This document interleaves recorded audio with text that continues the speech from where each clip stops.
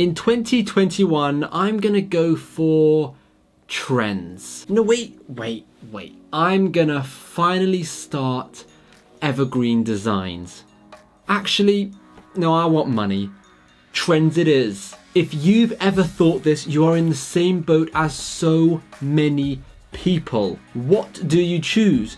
The good-looking trends that make money now, or the evergreen niches and the evergreen designs that don't necessarily make money now, but down the line, hopefully they'll start making consistent income? Well, there's two types of people in print on demand. Those that are getting sales and those that aren't getting any sales. Yeah. That guy. Those that are getting sales and those that aren't getting sales. You'll know which one you are, and my advice is different for both types of people. If you're not getting any sales, then you're probably on tier 10 on Amazon, or you're not getting any sales in Redbubble and you're just feeling like you're designing day after day after day and you're uploading designs day after day after day and you're just not getting sales. Then I would say go for those trends, but don't go for them just to make some money.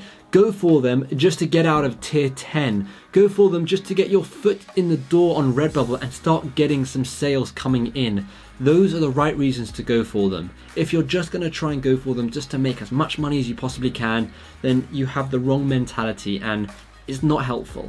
And most importantly, if you do start getting sales doing this, don't let it get to your head and don't just solely focus on trends because it's what made you your first sales, because trends are good, but they are not good for growth. And that's what I'm going to talk about with the other person who is making sales. The real reason why I think trends aren't good for growth is because if you stop making trends, then you kind of stop making money at the same time, because trends are the here and now.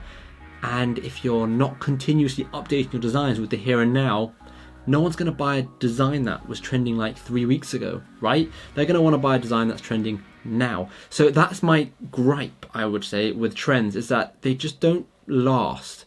Okay, there are obviously some trends that last, and I'm going to talk about that at the end of the video, but majority of the time, the trends that I'm talking about, they're here and now trends. If you are making sales in print on demand, then awesome, well done. My advice to you would be to start thinking of the future. That's of course if you haven't already started doing that, and then start creating designs that will last a very long time. However, I would say don't disregard trends entirely.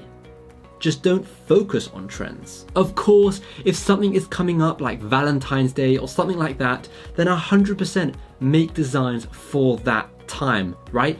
But what I'm saying is don't spend the majority of your time chasing trends, trying to find trends and creating designs for trends. There are of course, like I'm going to talk about a bit later, trends that last a very long time, but for this video I'm kind of talking about trends that last a couple of weeks. They come and they go.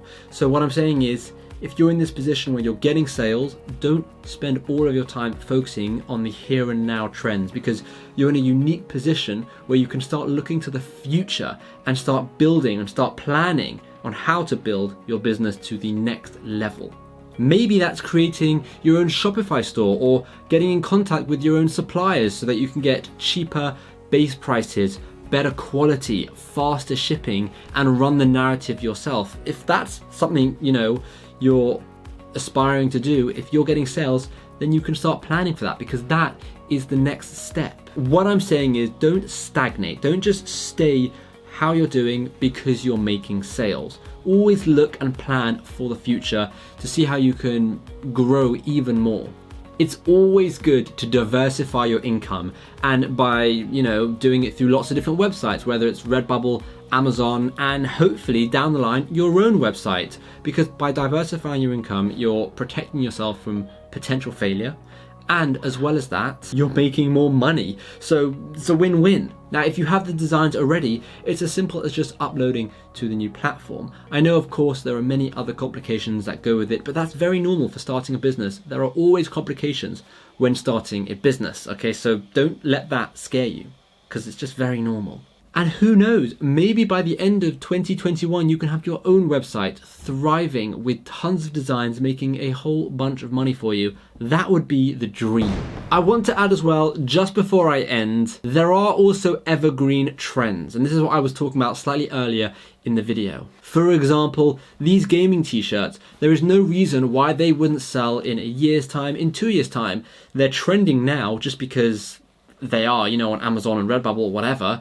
They're trending now, but they're not the type of trends that I'm talking about. I'm talking about trends like current affairs, trends like the time of the year. These are the kind of trends that come and go. And those trends, they make a lot of money then and there, but you have to be very careful not to put all your eggs in one basket and just do that, because as soon as the trend goes, your money stops. You want to make sure you're also making consistent money with other designs. I hope this video made sense. Let me know which category you fall under in the comments. I'm really curious to find out, are you getting sales? Are you not getting sales?